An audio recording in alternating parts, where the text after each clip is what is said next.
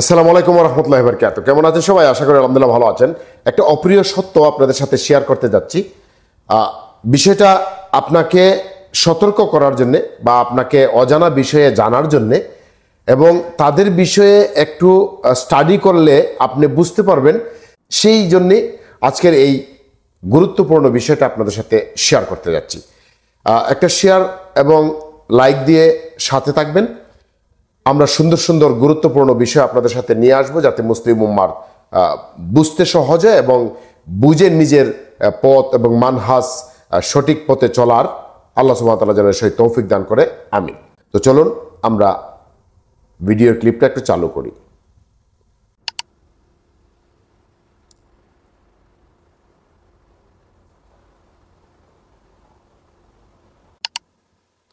তো বন্ধুগণ, এরকম একটা কোরআন হাতে নিয়ে যারা চুমু খাবে বা পাবলিকের সামনে, মানুষের সামনে এরকম একটা কোরআনকে যারা সম্মান করবে বা এটাকে প্রাধান্য দিবে, তখন যারা কোরআন প্রেমিক সাধারণ মুসলিম যারা আছেন তারা তো অবশ্যই বুঝবেন যে সুবহানাল্লাহ, একটা মানুষ এরকম কোরআনটাকে এত ভালোবাসে, এত শ্রদ্ধা করে এবং এত সম্মান করে এটা সংবিধানের মধ্যে, পার্লামেন্টের মধ্যে উপস্থাপন করে, তাহলে তো নিশ্চয়ই সে ভালো লোক।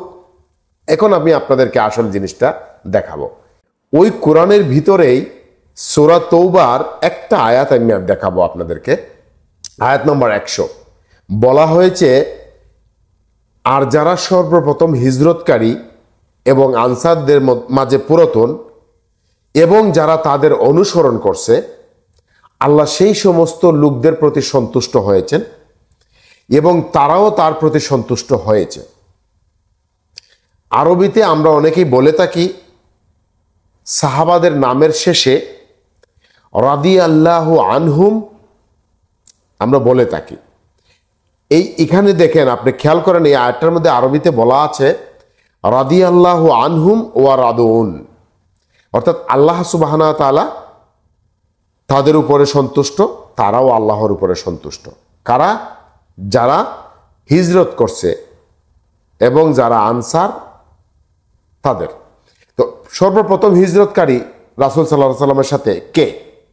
এটা আপনি সারা পৃথিবীর যে কোনো মানুষকে জিজ্ঞেস করেন, এমনকি ধর্ম, ইসলাম ধর্ম, মুসলিম ছাড়াও যদি আপনি জিজ্ঞেস করেন, তবুও তারা এক বাক্যে উত্তর দিবে যে রাসূল সাল্লাল্লাহু আলাইহি সাল্লামের সাথে সর্বপ্রথম হিজরতকারী হচ্ছেন আবু বকর রাদিয়াল্লাহু তাআলা আনহু। বেশ কোনো সন্দেহ নাই, একেবারে নিঃসন্দেহে 100% সঠিক এবং শিওর কনফার্মেশন যে সর্বপ্রথম হিজরতকারী হচ্ছেন আবু বকর রাদিয়াল্লাহু তাআলা আনহু। এখন তাদেরকে জিজ্ঞেস করুন যে এই কোরআনের আয়াতটা যে সর্বপ্রথম হিজরতকারী হিসেবে ইঙ্গিত দিয়ে আবু বকর রাদিয়াল্লাহু তাআলা আনহুকে বোঝানো হয়েছিল, সেই আয়াতটা আপনারা মানেন কিনা। এটা তো ওই কোরআনের ভিতরেই। তখন আপনি বুঝে নিতে পারবেন যে ওরা ইসলামী বিপ্লব শুরু করেছে নাকি তাদের নিজেদের স্বার্থ হাসিল করার জন্য মুসলিম উম্মাকে ব্যবহার করছে এবং কোরআন ব্যবহার করে। আপনি আমার সাথে যখন তর্ক করে, আপনি আমাকে যখন তারা ব্যবহার করে, তখন মনে করবেন যে তারা কোরআন এবং হাদিস ব্যবহার করে তর্ক করে, তারা কিন্তু এটার উপরে আমল করে না। যাদের অনুষ্ঠানে আপনি আসা যাওয়া করেন, যা আহলে বয়াতের নাম দিয়ে অনুষ্ঠান করার আপনাকে নিয়ে যায়, তাদেরকে আপনি জিজ্ঞেস করুন যে সূরা তৌবা 9 নম্বর সূরার 100 নম্বর আয়াতটার ভিতরে যে আবু বকর রাদিয়াল্লাহু আনহু সর্বপ্রথম হিজরতকারী ইঙ্গিত বলা হয়েছে যে আল্লাহ ওনার উপরে সন্তুষ্ট এবং তাদের জন্য জান্নাতে বাগান সাজিয়ে রাখা হয়েছে, সেখানে তারা চিরকাল থাকবে, এটা তোমরা মানো কিনা। তখনই আপনি বুঝতে পারবেন ডাল মে কুছ কালা হ্যায়। বন্ধুগণ, এই ছিল আজকের ছোট্ট এক প্রতিবেদন। আশা করি বিষয়টা আপনাদের সাথে পরিষ্কার হয়েছে। যদি ভালো লাগে ভিডিওটা শেয়ার করে অন্যদেরকে সতর্ক করে দিন। আল্লাহ সুবহানাহু ওয়া তাআলা আমাদের সকলকে হেফাজত করুক এবং দ্বীনের পথে কায়েম রাখুক। আল্লাহুম্মা আমিন। আসসালামু আলাইকুম ওয়া রাহমাতুল্লাহি ওয়া বারাকাতুহু।